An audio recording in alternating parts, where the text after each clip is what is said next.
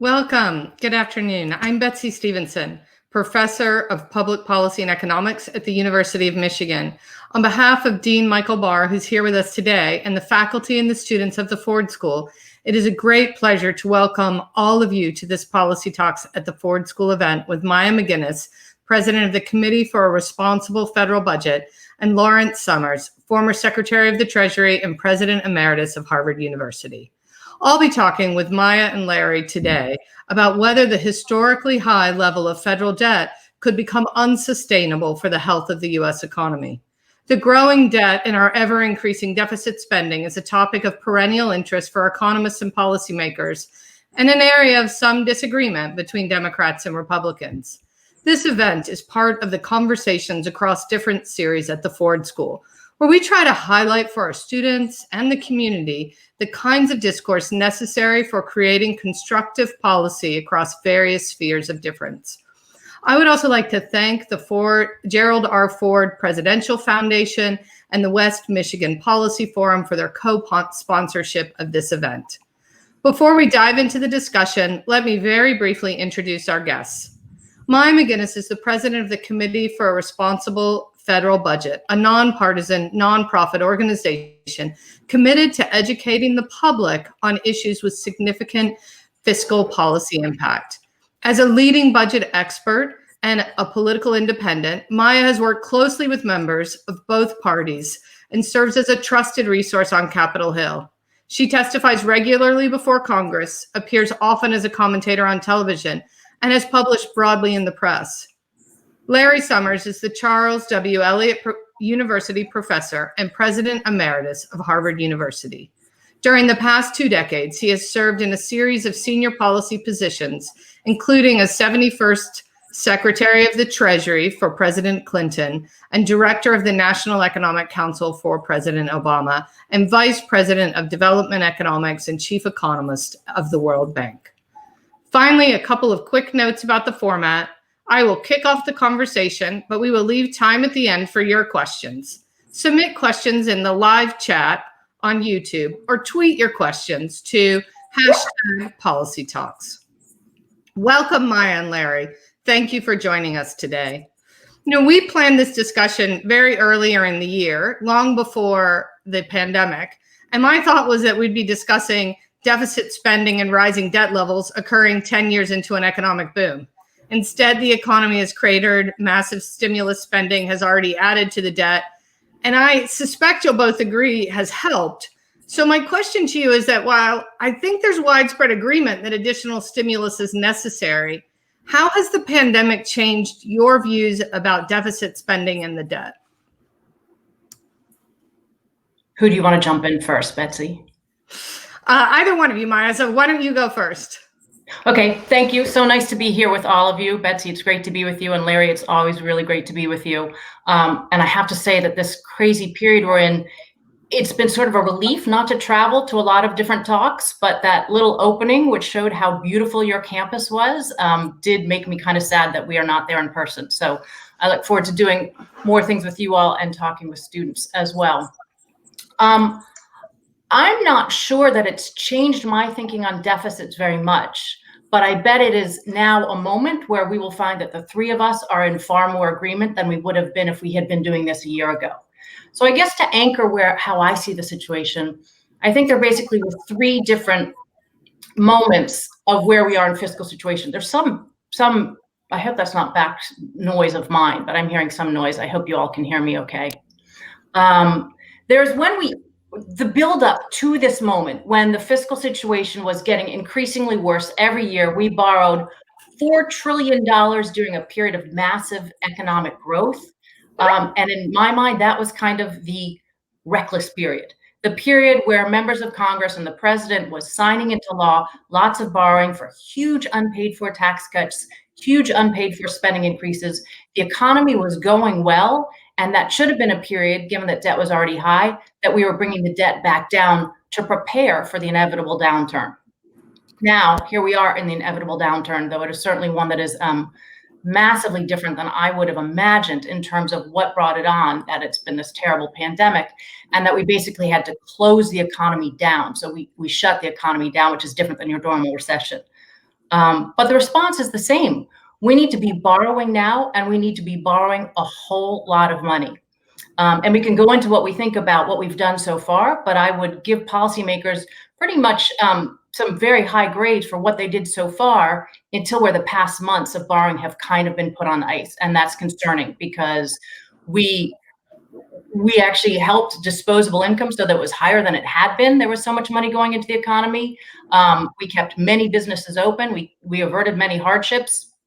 But we are dangerously at risk of that ending pretty soon if we don't get another package quickly.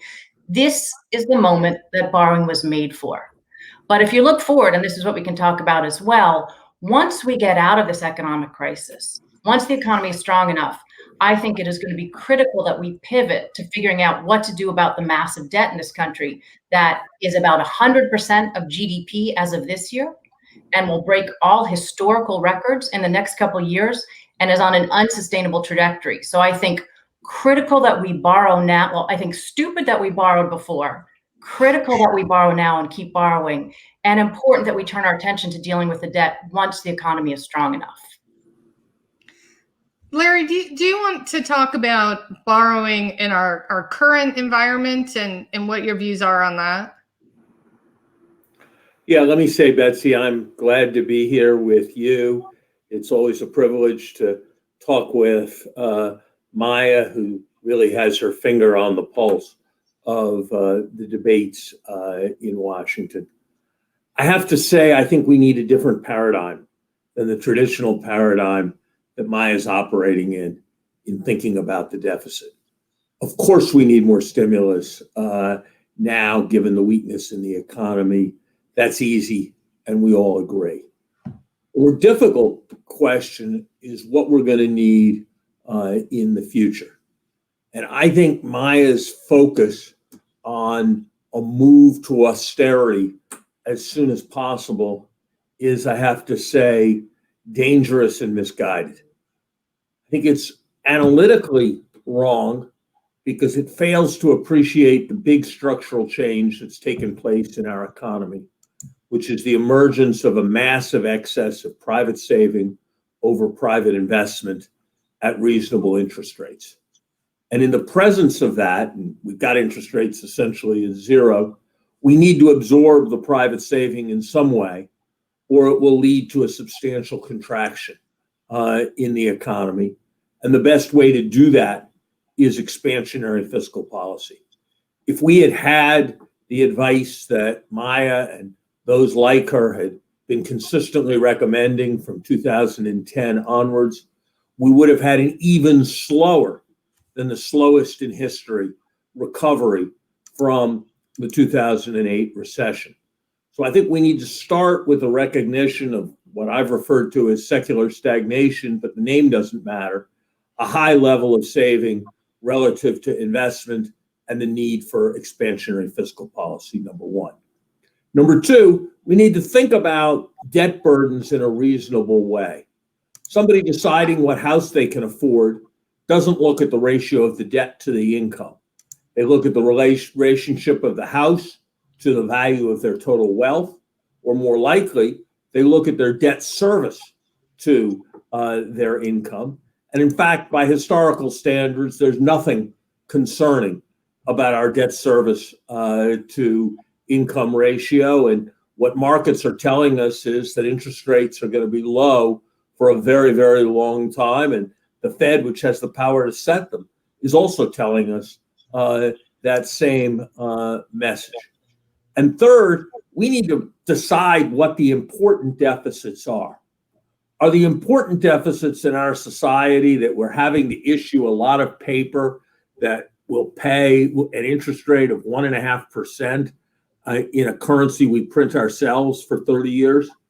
Or are the important deficits that we didn't fix the water in Flint so that kids had their IQs reduced, that the IRS is devoting a third as much effort to auditing multimillionaires as it did 10 years ago, that there's 60,000 bridges that face the possibility of collapse across America, that we're not taking care of our kids in preschool? Those are the important deficits. And if we make the necessary investments, and we do it sensibly, they will grow the GDP enough that will generate enough tax collections that we won't actually have a rising debt to GDP ratio. So should we have more stupid, misguided, inefficient tax cuts? No, we shouldn't. But the right focus for policy is the investment deficits that are really crippling our country, reasonable measures of debt sustainability, which aren't flashing huge alarms, and an awareness that we're done in terms of monetary policy stimulus because interest rates are already essentially zero, and that if we want to avoid cyclical downturns, we're going to have to rely on fiscal policy. Betsy, is it okay if I respond to a couple of those things? Yeah, absolutely. I was actually going, though, to ask you to just respond to one thing in particular, and then feel free to keep responding to all of them, which was, that CRFB today came out with analysis of Biden and Trump's plans and what each enacting their particular policies would do for the debt. And of course, both of them led to rising debt. And I think that what really struck me is, CRFB noted that Trump grows the debt through tax cuts and spending on the Space Force, infrastructure, and veterans, while Biden adds to the debt by spending on infrastructure, education, caregiving, healthcare, kids, families, while raising taxes on the rich. Should we think about these kinds of policies differently? Larry was just asking about, the deficits in terms of the deficit of preschool. Should we think about why we're getting into debt as being somehow important to consider when we're thinking at the level of debt? Yes. Okay. Let me respond to a lot of great questions there because we're really getting into the meat of it. Because fiscal policy isn't just an Excel spreadsheet of how you get the numbers to add up and where you are in the business cycle. It also reflects the national priorities, and our budget is a statement of our national priorities. And I think most anybody who looks closely at how we're currently spending our dollars, not in this moment where so much of it is about what we're doing in terms of the economy, but in general, our budget priorities, would probably not think we're spending money in the right way. And I would certainly count myself in that camp. But let me go back to a couple of the points that Larry made. First, Larry, you are misconstruing what I argued for in 2010, which was a very strong belief just then, like it is now, which is there are times when you need to borrow and times when you shouldn't borrow. And one of the real problems that we have in our country now is that we borrow because paying for things is really difficult. And in a highly partisan and polarized moment where neither party is really willing to level with people about what you need to do to offset the cost of your priorities, it is much easier to come up with kind of arguments for why you don't need to pay for things. That's why tax cuts pay for themselves has been a misguided claim that's been out there for so long. Some people believe it. Some people knowingly know it's not true, but proceed to use it. And in some ways, Larry, I'm a little bit worried that your argument that some of your policies will pay for themselves could end up falling into that bucket. We'll see, because secular stagnation is possibly what's going on, and we don't know for sure. But back then, last recession, we basically said the same thing we do now, which is borrow pretty much without constraint while you need to. Keep those T's of the ways to create recessionary policies as smart as possible so that it's temporary, targeted, and timely. Larry disagrees with some of those, I think, but I think what's really good is that we had some very timely policies in the beginning of this period. Now it will be really useful to make sure they are targeted so they're getting to the people who most need them and it will help with the economy. And then I would say now, just as I would have last time in the business cycle, once the economy is strong enough, and there are a lot of things you use to guide that, what's strong enough, where you are on growth, where you are on employment, is monetary policy able to compensate for contractionary fiscal policy? But when the economy is strong enough, you want to pivot and bring that debt back down. Because again, just as a reminder, we are in a moment where debt is and will be, once recovered, growing faster than the overall economy. And that's by definition unsustainable. Somehow, I don't know, I feel like austerity has become a Frank Luntz pulled word where it's like, it sounds so mean and crazy. What I'm arguing for, I wouldn't say it's austerity. It's that when the economy is weak, you need to borrow. That's for an economic reason. And once the economy is strong, you're going to need to put your debt back into a manageable position. That includes things like pay-go, offsetting the cost of new policies. And when you're in as big a debt situation as we are relative to the economy, that's also going to mean when the economy can accommodate it, bringing that debt back down further. And Larry said interest rates are so low. It's true, they're remarkably low. Lower than certainly I would have expected, or I think most people would have. We're still not entirely sure what the reason is. It has to do with a lot of things, right? It has to do with the activities of the Fed and monetary policy. It has to do with the aging of the population and pessimism about future productivity. And until we're certain why interest rates are low and that they're going to stay low, which we can't be certain of, they can always get higher. So it's not as though you can discount the fact that interest rates could go up. And of course they do. That's one of the reasons you're vulnerable. But that's not the only reason to worry about the debt. There's so many reasons to worry about the debt, certainly in terms of being vulnerable for additional downturns, for being able to really engage in the kinds of policies. And I think where we really agree, Larry, is that those should be productive public investment policies. My big focus is human capital. Yours is infrastructure. We probably both think you need to do both. I know I think we need to do more in both. And so you want to have a flexible budget that can do that, and also create a new social contract, which we're going to need because so many of the risks that our current social contract that's focused on are of last century, and ignoring the huge risks that are coming in this century. I hope we can talk more about that as well. But where Larry and I do agree, and where I think there's some inconsistency, Larry, in your arguments on this, is that my favorite article is your Foreign Affairs article with Jason Furman. And you write all about that. Basically, what we should do is borrow when the economy is weak. We agree. Engage in pay-go when the economy is strong. We agree there. That's a start. Then you start to have some loopholes for places where you actually would go ahead and borrow even when the economy is strong. But there's this line, and I'm sorry, but I love to quote it because you make a whole argument in an article that says basically we should let the debt continue to grow. But you also acknowledge it's on an unsustainable path. But then at one point you say, and this is what I think is right, the optimal policy from an economic standpoint would be to gradually phase in spending cuts or tax increases at a rate that would prevent perpetual growth in the national debt as a share of the economy, but would avoid doing serious harm to economic demand along the way. Such an approach, however, would be complicated and difficult to understand. Nuance doesn't sell. And I love this because you put this in the Foreign Affairs magazine, which if there's anybody who understands nuance, in addition to people who are probably tuning into this, it's people who read Foreign Affairs.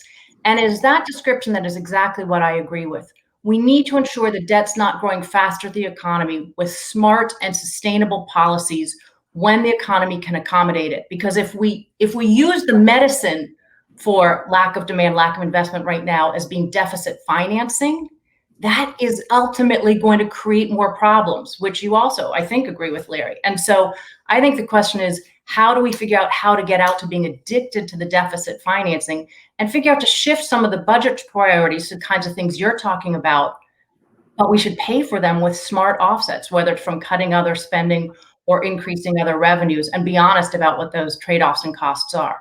So I've jumped a lot there. And yes, Betsy, when I want to let Larry talk, but then when I go back, I'd love to talk about what we released today, which is a big overview of the policies and the debt effects of the two big candidates, President Trump and Vice President Biden, and what their policies would likely do.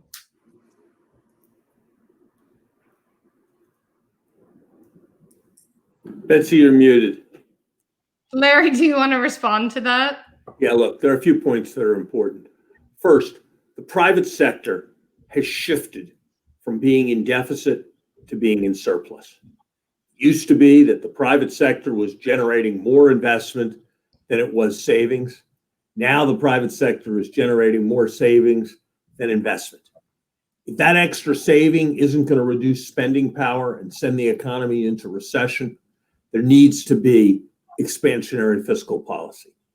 The debt is a promise to have a transfer payment from some people to other people at some point in the future.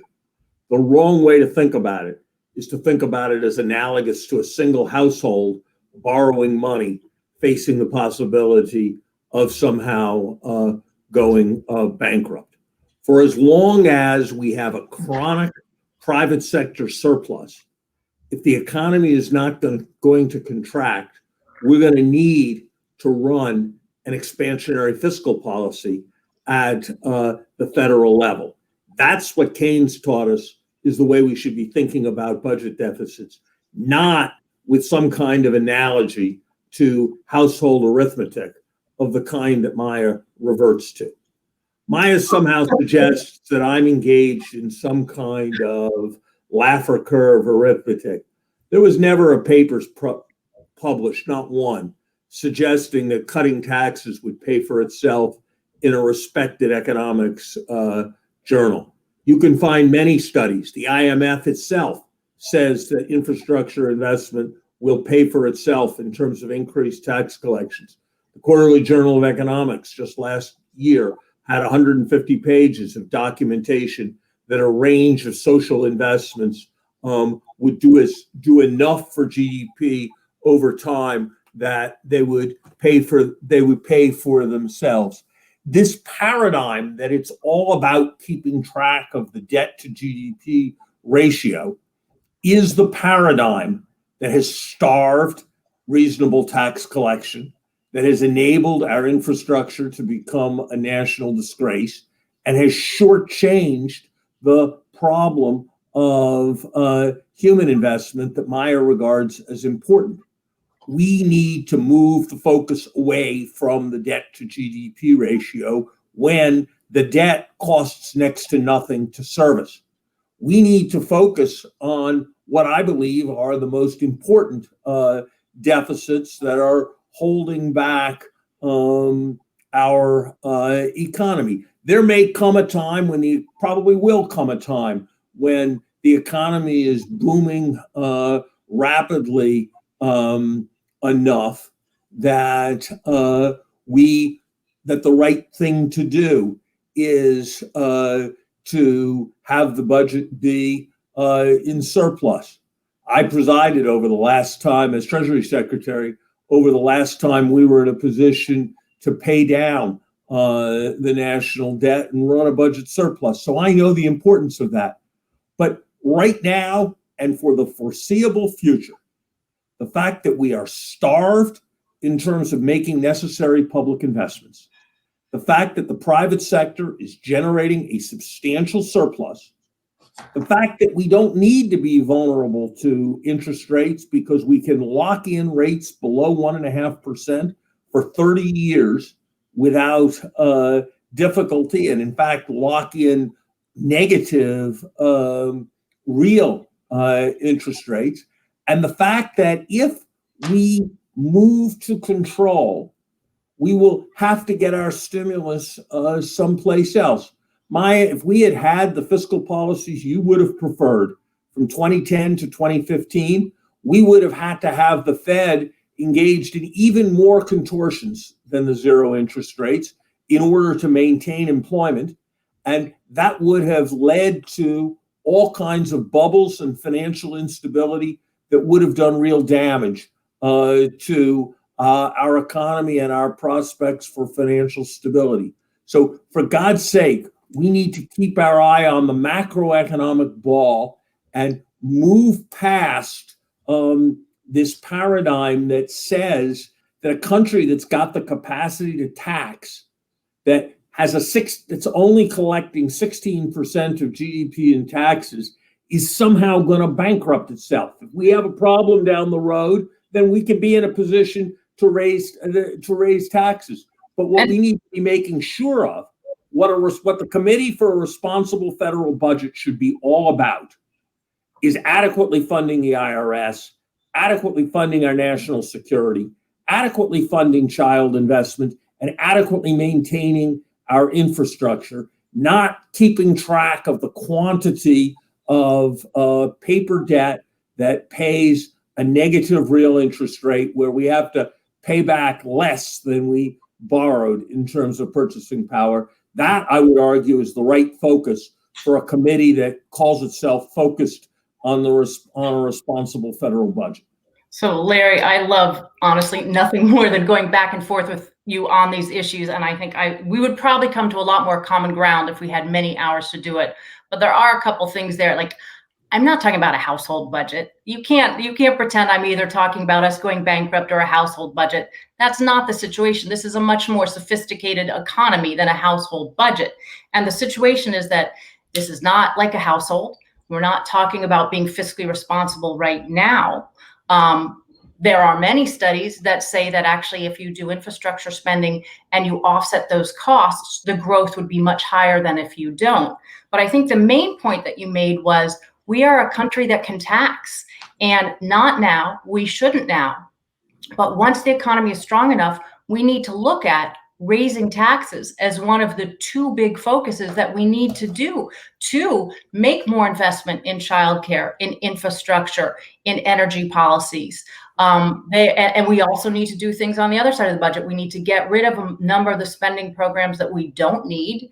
And we also need to think about, I know you and I disagree on this, but fixing our major entitlement programs, which are on track to go insolvent now because of this downturn, even sooner than they were before. So my belief is not that we're going bankrupt, is not that there is, that this is just like borrowing on a credit card, but it's that you want to make sure that your debt is not growing that faster than your economy unsustainably, which ours is, which we're on track doing nothing else, no more stimulus, and neither Biden nor Trump's plans are ready to borrow another $13 trillion over the decade if we make no new changes, which will lead to be growth being half faster than the economy. And even when interest rates are nothing, it doesn't make the borrowing free. I think people sometimes think oh, well, then it's free. No, it means, hey, kids, hey to my kids, to your kids, we're pushing the cost of these into the future. And excuse my, doubtfulness that something's going to pay for itself. But once you get into $2 trillion infrastructure packages, you're not talking about the really high return things that could be very, very good for the economy. You're throwing a whole lot of things in there, some that will work and some that won't. And so in the end, where I would hope we would agree is, yeah, raising revenues as soon as the economy is strong enough should definitely be a big piece of how we offset the cost of these many priorities that I think are important.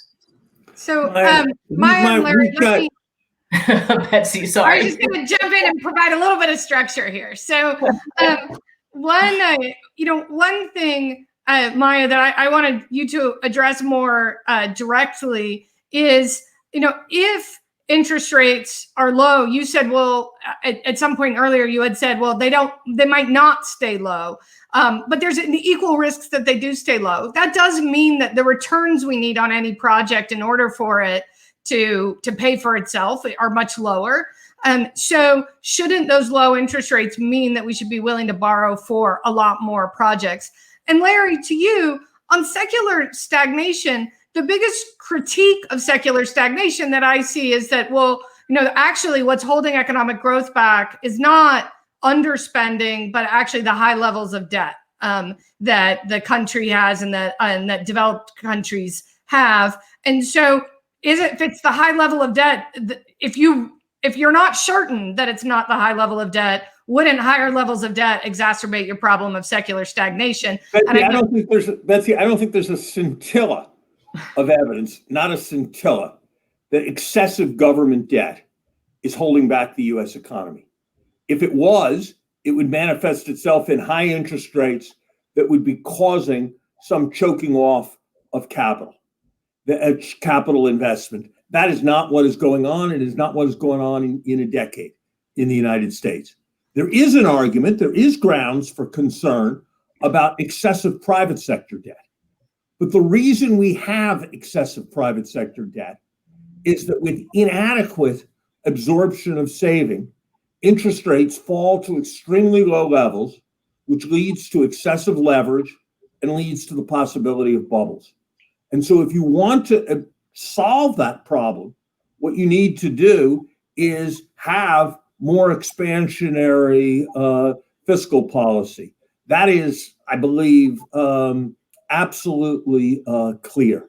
Look, you have to fundamentally make a decision. You can't focus on everything that you'd like perfectly. In a political process that can focus on several things, focus on only relatively few things. Which is the right focus? The fact that the United States of America unambiguously can borrow for 30 years at a negative rate in purchasing power terms. That as a country, we obviously have vast opportunities to put money to work at returns that are much higher than negative 50 basis points, and we're not doing it. Is that what we should be focusing attention on? Or should we be focusing on the attention on the fact that at some point in the future, we might have fully employed resources, we might have higher interest rates, and we might find it to be a good time to smooth the federal debt? Which is the right priority? Which is the right priority? That right now we have a population whose economic insecurity is manifesting itself in populist policies and populist votes that are doing great damage to our country. That the maximum Social Security benefit that anybody can get, if they contribute the maximum for their whole life, is $40,000. And that we should somehow be finding the courage, is the way people talk about it, finding the courage to cut that $40,000 benefit. Or is the right priority that we should be strengthening our social insurance for our population? And I'd rather see us focus on strengthening our social insurance, making our necessary investments, and yes, recognizing there may well come a time at some point in the future when it's necessary to raise taxes, rather than right now focus on cutting people's social insurance benefits, being careful of the public investment because we have to measure these debt ratios. I think it's a very clear and stark choice, and it would be very dangerous if we made it wrong. One of my favorite things, Larry, I adore you, but you do not suffer for lack of confidence ever. And the way I look at this is a moment where there is so much uncertainty, more uncertainty than we've ever had in our economy about what is going to happen and actually the dynamics that are at work in this existing moment. And I think when I say all the time, actually, that the best kind of stimulus is certainty, I think I'm quoting you, right? No, not exactly, but go ahead. Something like that. Like certainty is the cheapest form of stimulus for the economy is certainty, understanding where things are. And this is unfortunately a moment where we don't understand exactly what the environment is. And I think one of the keys in all of that is making sure that you're not excessively vulnerable in any way. And so why I don't think this is as simple as any right or wrong is what we are trying to do is balance the fact that we are on an unsustainable course, something that nobody looks at the debt trajectory and would argue we're not. With the debt growing faster than the economy, it is unsustainable. To balance that with the various situations in the economy right now. And then what Larry would say is also with the pressing urgent needs for further investment. And I think those needs are significant and we should pay for them, which is why we should go ahead and do them and pay for them. And what I worry about is so many people who are very influential, sorry for this background noise, are creating the norms where you're not even allowed to talk about how you might offset the cost of something. The normal behavior should be that when the economy is strong enough, we are paying for things. But Larry, when I hear you say your policy is big deficits, no, not really raising taxes, and don't touch Social Security and Medicare, that's President Trump's policy. And basically, as I just wrote in an op-ed yesterday, what that did is over the expansionary economic period, added $3.7 trillion to the debt. He cut taxes, which he wouldn't have.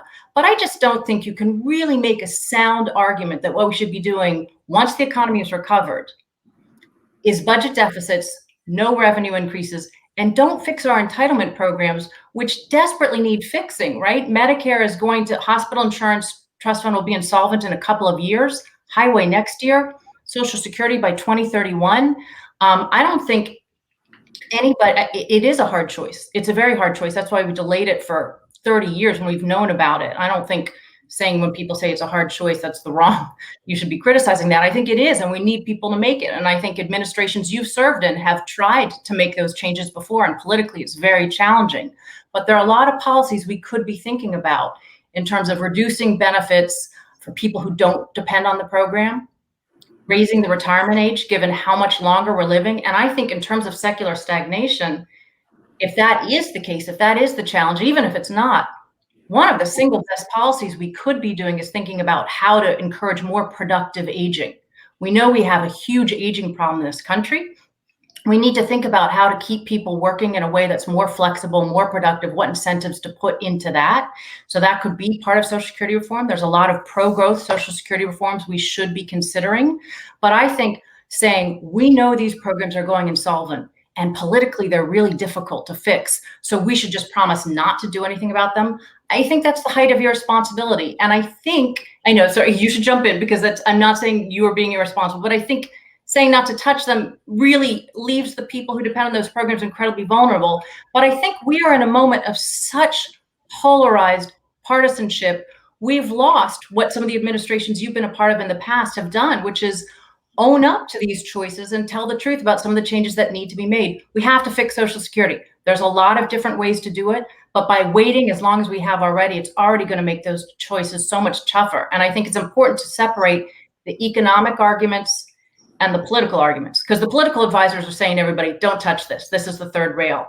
But we all know we have to make changes to those programs. And you have even written one article in Foreign Affairs saying, don't touch Social Security, and then an addendum to that saying, okay, we should fix Social Security. So you've kind of made the case that we do need to. Maya, right now, we are in a situation of unprecedented uncertainty. There is the possibility that we will have a tip into a recession that will dwarf the financial crisis. We know that we have the opportunity to borrow at zero and make hugely productive investments. We should do that. We know that we have the opportunity to strengthen social insurance and help quell and curb populist pressures. We should do that. We don't know what the forecast is going to be 4 years or 5 years from now. And it may well be that the right thing to do 4 or 5 years from now will be to make some of the changes that you suggest. I don't feel like I can know where the economic forecast is going to be 4 or 5 years from now. What I know is the direction we should focus on. And the danger is that by engaging in this scary 20-year arithmetic about the debt, you will currently, as people with your mindset attempted to do 10 years ago, divert us from the necessary increases in our public investment and our really big, important deficits. An air traffic control system that's the reason why it takes half an hour longer to fly from Boston to Washington today than it did 30 years ago. The reason why we use all kinds of excessive energy. So let's do the right thing today. Let's focus on the really big, really clear, really certain now deficits of social protection and public investment. There's a good chance that I'm right and that making those investments actually won't exacerbate the debt problems and will actually reduce debt burdens in the future. And we may find ourselves several years from now in a situation where there will be some looming problem at a moment of great economic strength, and where some of the remedies you're always for will be right at those particular moments. And if so, I will join you in that. Let's not start. Let me jump in for a minute. And I want to do, we have some audience questions coming in, but I also want to do a little quick summary of where I think you two agree and where you disagree. So in hearing this whole discussion, it seems like there is potentially some disagreement about when's the right time to pivot from fiscal support in the form of additional stimulus to fiscal neutrality or fiscal consolidation. And Larry's concern, Maya, is that you will want to pivot much, much sooner than he would want to pivot. And then perhaps disagreement on the level, how much fiscal support, how much stimulus and government spending is needed right now. But the one thing you two do seem to agree on is that eventually we actually have to pay for what we spend. Maya, you want to raise taxes, not currently, but in the near term. And Larry's saying the long run, we'll raise the taxes to pay for what we borrow. You're not going to be surprised that the questions that start pouring in are about modern monetary theory, which has enticed people with the idea that we would never actually raise taxes to pay this money back. And so I thought I would take that point of agreement that both of you have to ask, how do you interpret the position that's taken by modern monetary theory that we should print the money instead of borrowing it and not ever use tax revenue to pay it back? So let me say two things. First of all, suppose my income's going to go up at 10% a year forever. Then I can borrow money every year, forever, and have a debt to GDP, debt to my income that's going down. So in a growing economy with an interest rate below the growth rate, it's not actually right what you said, Betsy, that you have to ultimately pay it back. I agree. Yes. Just use a household example. I used an example of a household that was going to live forever. Look, it gets very technical very fast on modern monetary theory. Let me say that while I've taken an aggressive position on the usefulness of deficits, modern monetary theory goes way, way out beyond anything I've said to say that at all times, in all circumstances, you can essentially print money to handle the deficit. And it is an irresponsible doctrine that may make a policy recommendation at a particular point in time that is roughly appropriate, but that as a general principle guiding policy is entirely inappropriate and would have, in my view, very serious consequences. Where modern monetary theory coincides with conventional Keynesian wisdom, it is correct. Where it is original, it is wrong. Right now, they are relatively close to each other in suggesting the case for strongly expansionary fiscal policy, where I recognize with Maya the possibility that points might arise in the future where it would be necessary to allow interest rates to rise and to engage in fiscal restraint. So-called modern monetary theory is much more dismissive of that as a possibility.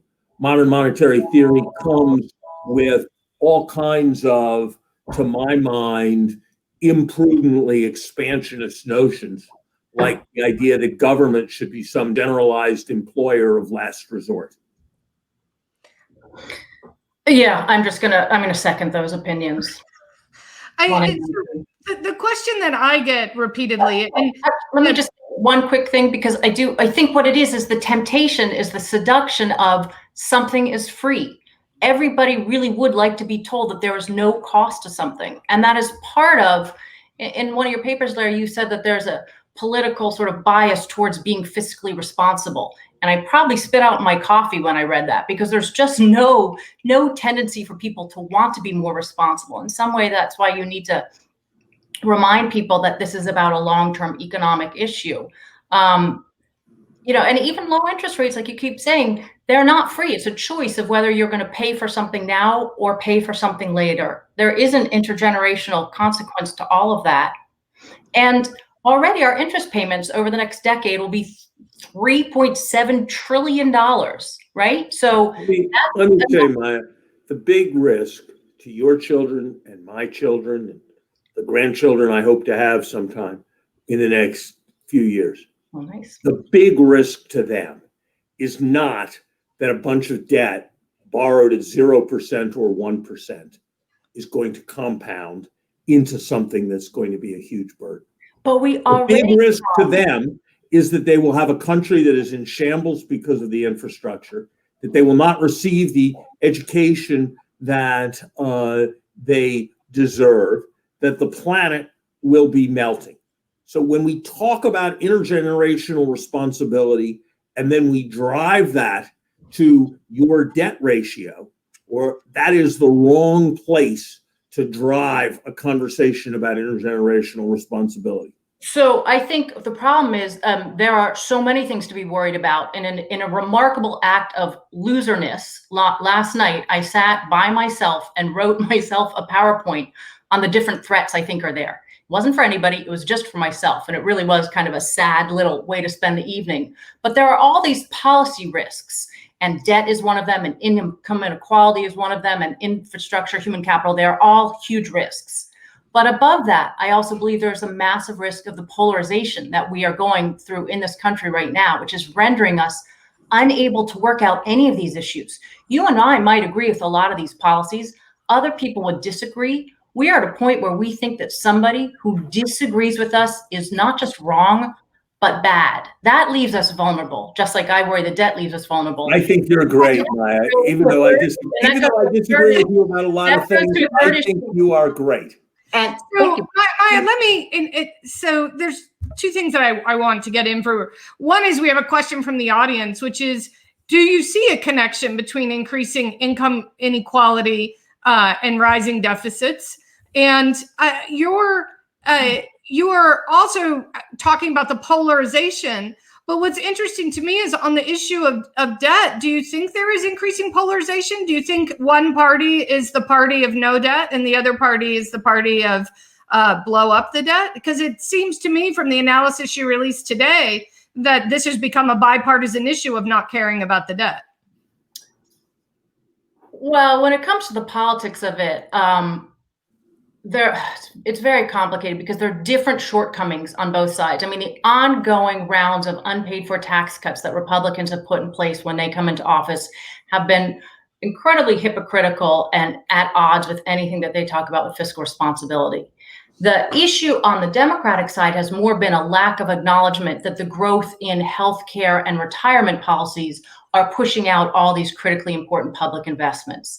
But I guess the way I see the real dynamic is majorities tend to like deficits and minorities tend to hate deficits because it's more a political economy game than it is real policy for so many people who are in the political arena. They try to use fiscal responsibility to stop other people from doing what they want to do. But if you look, outside of the people who are doing it for political reason, I think there's some general things that people will tend to agree on, which is we need to move towards more public investments. You can't have a debt that's growing faster than the economy when your interest payments already, I mean, the things we could be doing without interest payments, we could double all means tested programs in this country, low income social net programs, or we could give every household another $3,000 if we weren't paying those interest payments. So there's a lot of policies there, but I think it has become something where the parties are so intent on beating out each other to get the majority that they are able to justify policies even if they know they're not right, responsible, or long-term focused. What you need to deal with the debt is compromise. We don't have that. Focusing on the long term. We don't have that. Putting policy over politics. We don't have that. And yes, engaging with hard choices, which we don't have. So I don't think we have the political dynamic to actually do any of the things I think are critically important to do. I'm for hard choices too. I'm for putting policy over politics. I'm against polarization. The function of dialogues like this is to have them in a civil way and try to get to a closer approximation to truth on which reasonable people who aren't polarized can agree. The main connection between rising income inequality and rising deficits is that deficit alarmism is the principal obstacle to programs that would confront rising inequality. It's the principal impediment to arguments for investing in more children. It's the principal impediment to strengthening rather than weakening Social Security. It's the principal impediment to doing more to provide more access to healthcare. And so we need to put the deficit issues in some perspective if we're going to have the right perspective on doing the necessary things about income inequality. Where we can agree is that when and if, and some part of this will come soon, we need to raise revenues. The right way to do it is as progressively as possible. And that, for me, starts with increasing tax compliance by wealthy people who are audited a quarter as much as they used to be audited. It includes going after a whole range of tax shelter devices. And in those ways, we can both reduce inequality and also reduce the measured budget deficit. But the real priority needs to be making the right investments in the future of the country for our next generation, not the green eye shade deficit stuff. And I guess as a deficit alarmist who, not alarmist, realist, your labels they're a little judgy, but as a deficit realist, and somebody who thinks that income inequality is absolutely one of the hugest problems facing the country, and it has to be addressed. I guess I would just point out that we can means test benefits, slow the growth of benefits for people who don't need them, so cut spending for people who don't need them. A lot of our programs go to people who really don't need them. Raise taxes in a very progressive way. We have $1 trillion in tax breaks a year, tax expenditures, many of which go to high-income people. We should be looking there as one of many things that we could be doing. We could do a carbon tax, which we pair with a big rebate for people on the low end if you want to make that progressive.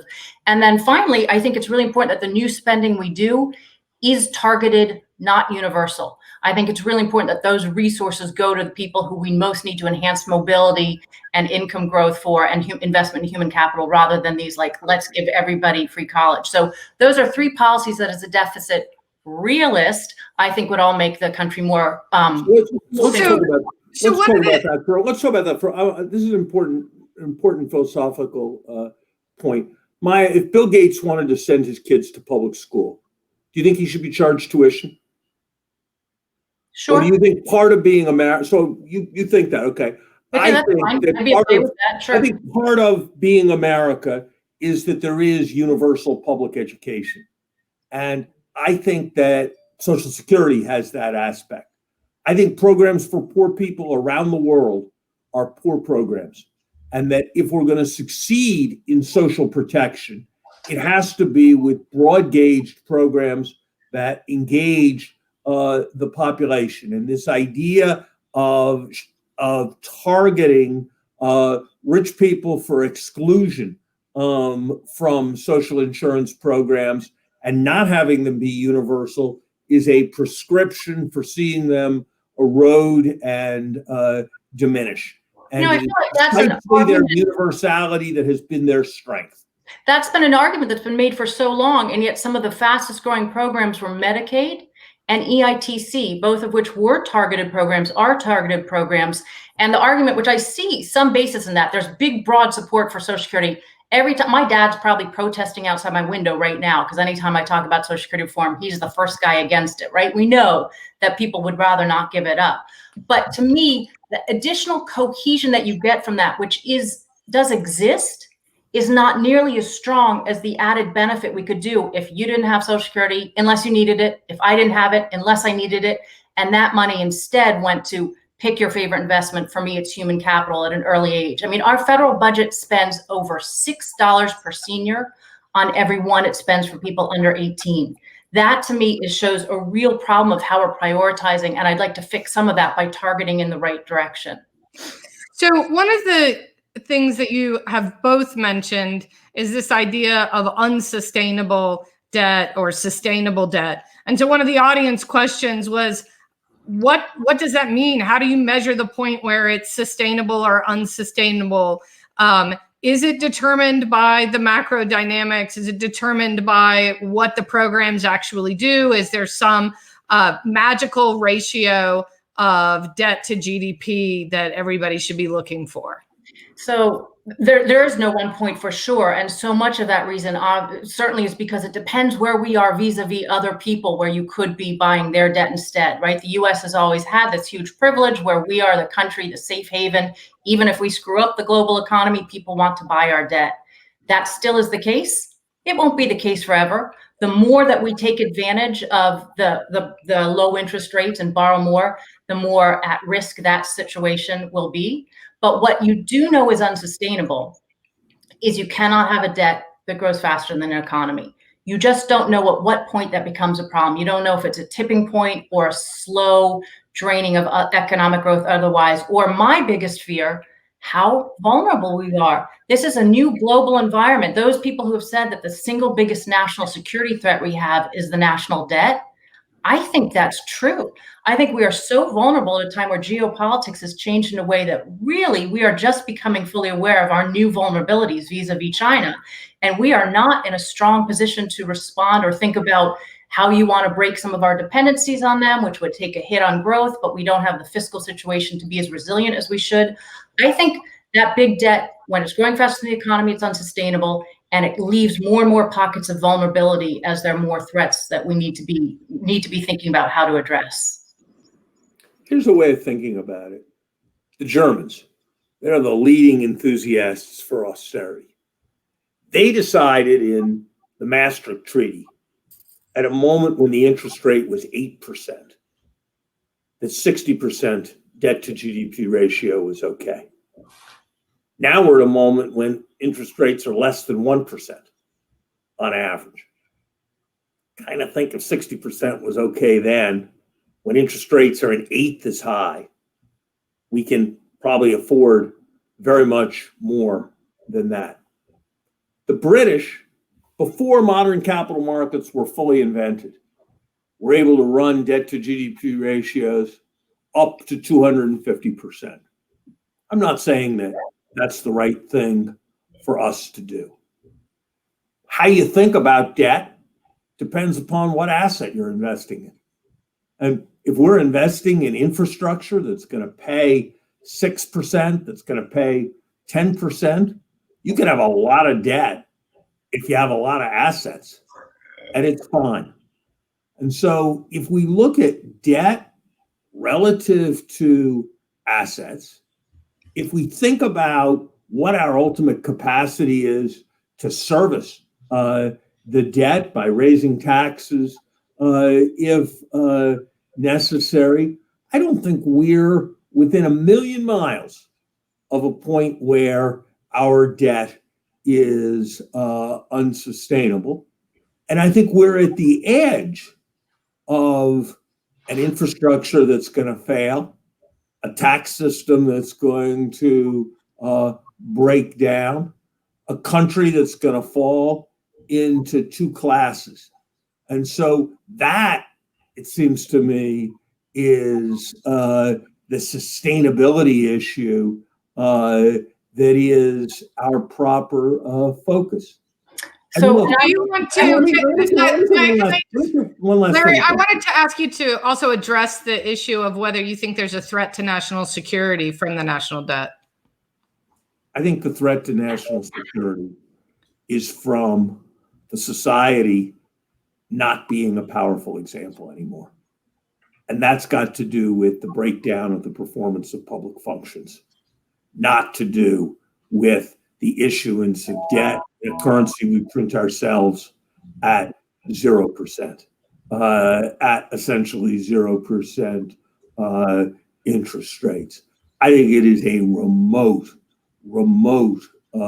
risk, and that we are at far more risk from austerity and polarization than we are from borrowing. Look, it may be that it's possible, I think it's very unlikely, but it's possible that sometime sooner than I think, Maya will turn out to be right and there'll be some kind of rendezvous with trouble. And if that happens, and it's forced upon us, there will then be a national consensus on the need to raise taxes, and we will raise taxes. And that will resolve the problem. In contrast, we have seen again and again and again that when the focus turns to these debt ratios, the energy becomes around cutting vital kinds of spending. And so I'd rather take my chances on it is possible. I think it's pretty unlikely, but it is possible that if I'm badly wrong, that we will have to raise taxes in an unpleasantly rapid way sometime a few years from now. But if I'm right and we act on a different prescription, we will miss the chance to engage in absolutely necessary public investments. But Maya, an imprudent risk. Larry, we need to wrap up, and I want to give Maya the last word. So I just want to say we need to wrap up. Maya, why don't you take a minute to have the last word on this? Well, I so agree with the objectives. I think so many of us do. And actually, one of the things, because I think about this polarization problem a lot, it literally is what keeps me up at night these days, is if as a country, we could spend more time thinking about what our objectives are, like what our policy goals are and what our objectives as a country are, and start there, it might help be a little bit more unifying than like the weeds where we are right now, where we can go back and forth. But if Larry lays out his objectives, I think they're pretty much the same as mine, possibly identical to mine. I do think you cleverly downplayed the downside of borrowing too much. I love the rendezvous with trouble. I will use that from now on. But the rendezvous with trouble doesn't mean simply, oh, well, we'll just raise some taxes then and we'll get out of that mess. It means that there is a lot of weaknesses that are potentially growing right now in terms of our vulnerabilities, particularly on the global stage. It means that we will not be able to suddenly, I mean, it could be a crisis where you can't just raise taxes and fix it. As you well know, Larry, there are many times when your economy's in trouble where the last thing you can do is raise taxes. You want to fix your roof while the sun is out, right? We want to get ahead of this problem. And really what I don't think you should be saying, and I don't think our leaders, and you are looked to as a leader on all of this, I don't think our leaders should be saying, let's wait until the crisis emerges. I think we should be focusing on twin goals, which is switch our budget to the priorities of big public investments. Again, human capital, that's spending on seniors to kids, such a problem. Our infrastructure is crumbling. I think there are areas of our national security which are completely out of date. There's so many things we need to be focusing on. But you don't have to borrow. But in order to pay for those things, we need to change the norms where people are willing to kind of responsibly say the debt in itself can be problematic. So how are we going to offset these costs? Not just say, we're going to borrow our way to prosperity. And I'm hoping that will work, because I think that's incredibly risky. And I think we are fraught with risk right now. But I will always, always love to have a discussion/debate with Larry Summers. Well, thank you both for a very engaging and important conversation, and to our audience for posing some excellent questions. Please stay tuned to our website and social media pages for more information about upcoming virtual events at the Ford School. Thank you, Larry. Thank you, Maya. Thank you. Thank you.